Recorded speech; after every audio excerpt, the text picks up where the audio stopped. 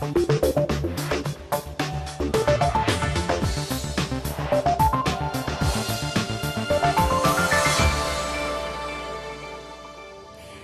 and welcome to the programme. I'm Nima Abuwardi and we're in Old Town, Dubai. Now this week the city celebrated the opening of the tallest building in the world. We'll be seeing what Burj Khalifa means for Dubai and talking to the people behind it. We find out what inspired the man who designed it. I wanted it to be very organic, grabbing a hold of the ground and then ascending up, and as it ascends up, to step up and become a very tall, thin spire. The taller the tower, the higher the price. So can tall buildings turn a profit? We'll be finding out from its developer. And enough of the high life. Dubai gets back to basics to bring in the cost-conscious traveller. Over the years, Dubai has grabbed the headlines with developments like offshore islands and rotating towers. And this week, the city celebrated the opening of the tallest building in the world with a lavish ceremony that many saw as a sign of defiance as the city grapples with its debt crisis and the biggest property crash to hit the Gulf. Malcolm Baldwick reports.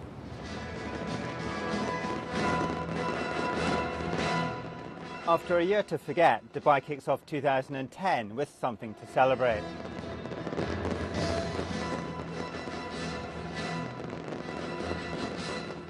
On Monday, Dubai's ruler, Sheikh Mohammed bin Rashid Al Maktoum, revealed the city's best-kept secret, the actual height of the world's tallest building, which is 828 metres. But there was an even bigger surprise in store for the gathering crowds. The name of the tall tower was changed from Burj Dubai to Burj Khalifa in honour of the ruler of Dubai's oil-rich neighbour and rival, Abu Dhabi. Last year, Abu Dhabi came to Dubai's rescue with a multi-billion-dollar support fund to help bail it out of its debt difficulties. So is this last-minute name change part of the price Dubai has paid for this support, or a sign of unity? The city has gone through a very rough time during 2009. It had a lot of financial problems, a mounting debt, and Sheikh Khalifa was there at the moment, at the time, made a couple of good gestures, and I think as a result Sheikh Mohammed just owed it to him and he came up with the changing of the name. So it was, to me, there is no politics to this, there is no business to this, this is purely personal decision from a brother to a brother, and that's the way things are in this region in the world. I'm at the bottom of the world's tallest building. It will be home to the world's first Armani hotel, offices and over 1,000 apartments. And if you're feeling energetic, there are nearly 3,000 stairs to the top of the building. But I'm taking the lift.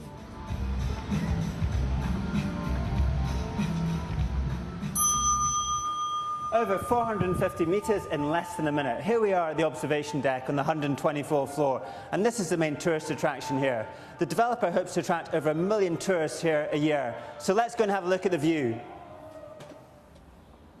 And this is it, the view from the top of Dubai. You can see 90 kilometres here in every direction, and they say on a clear day you can see Iran. And it makes the city of skyscrapers look tiny. But the view is just one of the selling points of this building. So tell me, Mohammed, how many properties have you bought on the Burj? We bought quite a few. We bought 3 commercial floors, which is we sold. Fortunes have been won and lost from investing in Burj Khalifa. Mohammed Abdul Hadi is a local property investor who got out before the crash and made millions of dollars. We bought them from an investor, the first investor, which is he bought at 2,500 per square foot. We bought at 3,500. 1 year later, or 8 months later, we sold at around 5,000. Like many of the world's tallest buildings, Burj Khalifa was conceived and built during the boom years and finished in the midst of a property crash. Burj Khalifa was started in 2004 and took 6 years to build. The Empire State Building was completed during the Great Depression in the 1930s, and the Petronas Towers in Malaysia during the Asian financial crisis in the 1990s. But the developer of Burj Khalifa, Emaar, has made a profit on its $1.5 billion investment, helped by the fact that it bought the land with equity and not cash, and that labour is comparatively cheap in the Gulf, and also that it pre-sold the majority of the apartments and offices in 2004 long before the property crash. Early stage investors and the developer itself seem to be, in our view, have done fairly well. Late stage investors may find this a lot more challenging because the property prices in Dubai have come down by 50%, and we think they'll likely go down another 30% or so. And Burj Dubai is not immune to that. Many developers are holding back on new multi-billion-dollar flagship projects and focusing on finishing their existing projects instead. Like many countries around the world, banks here are reluctant to lend and investors reluctant to spend. So Burj Khalifa could mark the end of an era for skyscrapers in the Gulf, at least in the short term. Malcolm Borthwick reporting there. So just how do you go about designing the tallest thing ever built? Well, the lead architect for Burj Khalifa is Adrian Smith, and he explained to me what inspired him to make it the shape it is. I wanted it to be very organic, to feel like it sort of grew out of the place that it was, actually grabbing a hold of the ground and then ascending up, and as it ascends up, to step up and become a very tall, thin spire that could be seen from miles around. And the unique thing about this tower versus a lot of other towers is that it has a very elegant silhouette. It has 3 legs, and each leg steps, but each leg steps at a different level. And each leg steps at a different level in a spiraling motion, so that when you get far away, you actually see the sense of this tower spiraling. It's stepping and spiraling at the same time.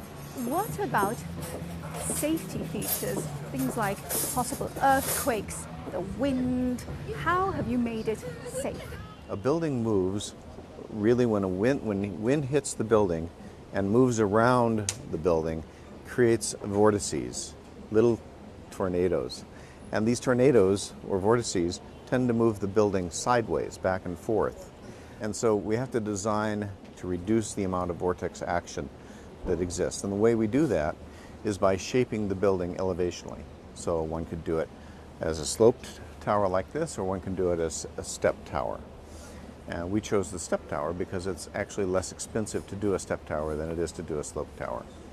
And it's just as effective, and you also get use of those rooftop steps. They create wonderful terraces for the residents to use, and those are the most coveted condominiums, the ones with the big terraces. Anything you would do differently? Burj is a unique piece. It's not going to be done over again. I think it's as good a statement and as good a building as I could get. Adrian Smith speaking to me earlier about the design of Burj Khalifa. But how does the new Burj fit into Dubai's urban landscape? Now, Dubai has been accused of suffering from LA syndrome. In other words, it's been called a city that lacks a soul or a heart. So does Burj Khalifa change this? Well, to find out, I took a stroll around the neighbourhood with town planner Reza Mohammadi. Is this going to give the rest of the city a heart and a soul? Is it going to bring the city together? Yes, it will. This development lies in the heart of Dubai. It connects the old part of Dubai, the Arab Dubai, to the new part of Dubai. It's an extension of the city, so it's bringing and connecting everything together. And the Burj being the focal point of the whole development, it will give everybody in the city a sense of belonging. How does this become sustainable then? It is planning, it is bringing mixed land uses, the different activities that one will make throughout the day, trying to contain it within the development. And that this development has got mixed and balanced land uses. Can you explain what that means? It means that you have land uses in terms of residential, commercial, offices, shopping, schools, education, hospitals, and so on. In addition to that, it is well served by public transport, and we have the metro, we have the buses. Most of the buildings are 80% or more occupied, and other parts of the Dubai and other developments, they're at best 30% to 50%. So that is all contribute to making this a sustainable development. Now, all of this used to be an empty desert, basically a blank piece of canvas, which is a unique thing these days. So has it been put to the best possible use? Did they do the right thing? I think so. I think they have generated an iconic development. You have the biggest shopping mall, you have the tallest building in the world. Everybody anywhere in the world knows about this development. They know about Burj Dubai, they know now about Khalifa building, and the development itself has been planned in a way that it's not just a series of buildings, it's a community, as we mentioned before. So there's nothing you would do differently? Well, in hindsight, one would always want to improve on things, and I think a little bit more greenery.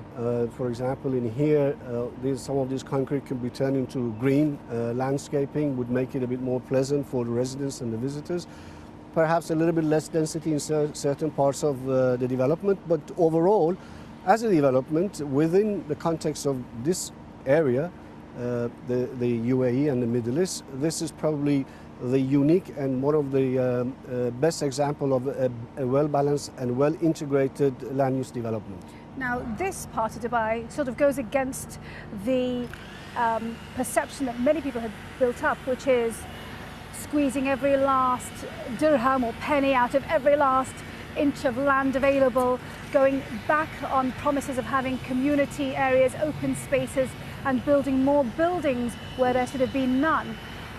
Do you think that the same will happen here, or that they will actually really learn the lessons of past actions and not do it again? One other thing we have to remember with development is the financial viability. So the reason that most developers usually put more density and keep increasing it is because prices will keep going up, and they have to, in order to get their returns on their investment, they put more density on the developments.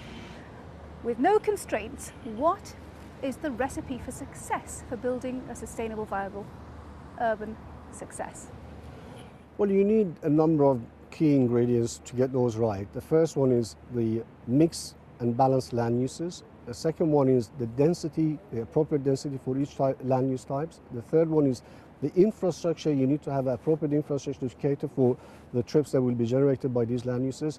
And fourthly, perhaps should be the first, is the financial viability of the development. And to bring everything together, to gel everything together, you throw in some iconic features. As in this development, you have the Khalifa Tower, you have the Dubai Mall, the fountain, the boulevard, and the rest of it. Reza Mohammadi speaking to me earlier. Right, coming up after the break, we'll be speaking to the developer behind Burj Khalifa. The launch of the new Burj coincided with a massive drop in property prices of around 50% over the past year here in Dubai. So will the new building be full, and will it make money?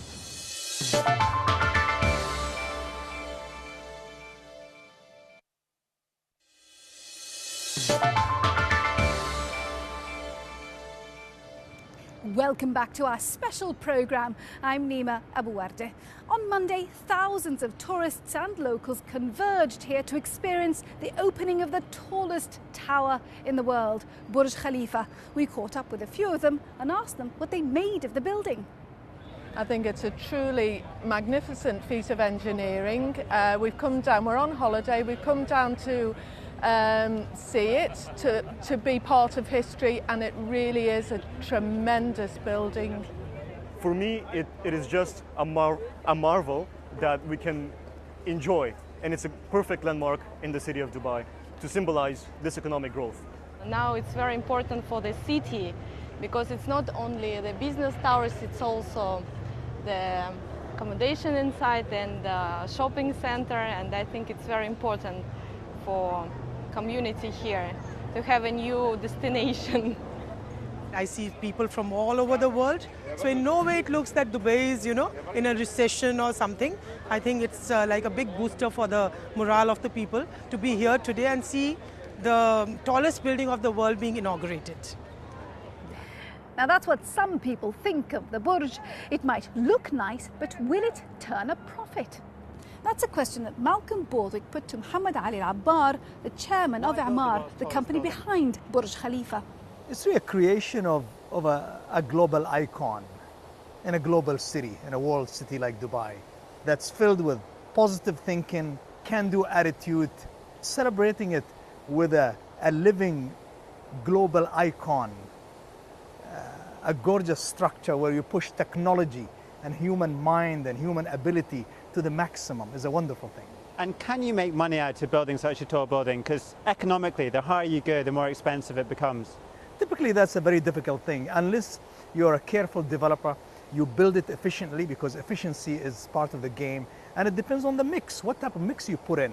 So by the mix where we have our hotel, we have our residences, we have our office space, we do have our, of course, amenities in the whole of the building. That was, we were lucky to be able to get more than 10% return. Originally in our thought, we would be lucky to break even, because we still can make so much money out of all the land around it, because it's a 500-acre site. But thank God we were able to achieve that during the good times. Of course, we sold the building during good part of what the world is going through. And what about the property market now? Because it's very different from when you launched this project. Are you concerned that this project is being launched at a time when the property market here has gone through quite a large crash? As of today, we've sold 90% of the building, and we expect it to be 90% occupied. Many projects all over the world have been launched at different times, and of course, property markets all over the world had the same effect, and we are part of that world. People who came and bought directly from us, I think they still have value and they still have a nice profit margin. Of course, there is a secondary market where you or I, we probably sold our home, traded at a profit, and somebody have bought it. At what price they bought it, that might have an effect. But majority of the people actually didn't resell their units at the boards because it was one of a kind. A lot of people are still keeping it, so I think still value is still there. The chairman of Emaar, Mohammed Al-Abbar, speaking to Malcolm Baldwick there. Now, Dubai is known for its high-end glitz and glamour, but a new advertising campaign wants people to know that this place has a lot more to offer, as Jeremy Howell explains.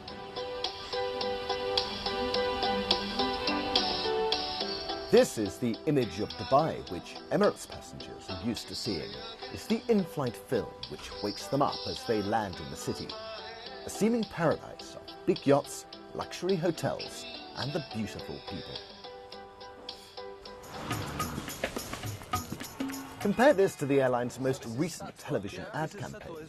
A tourist pokes around the shops of the low-rent Satwa district.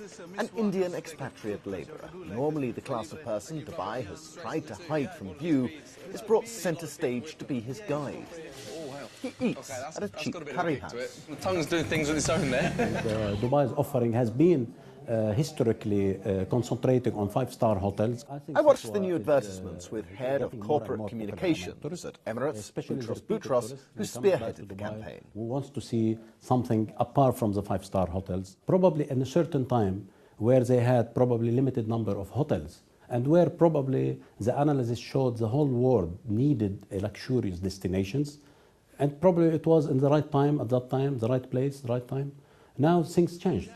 Tourists, they are not only after five-star hotels. It should have places like Satwa, because you can find five-star hotel in anywhere else in the world. The change is long overdue, says Dr. Ian Michael, a marketing specialist at the UAE's Zayed University. A recent study of his revealed that for every person drawn to Dubai by its image of high living, another was scared off by the expected expense.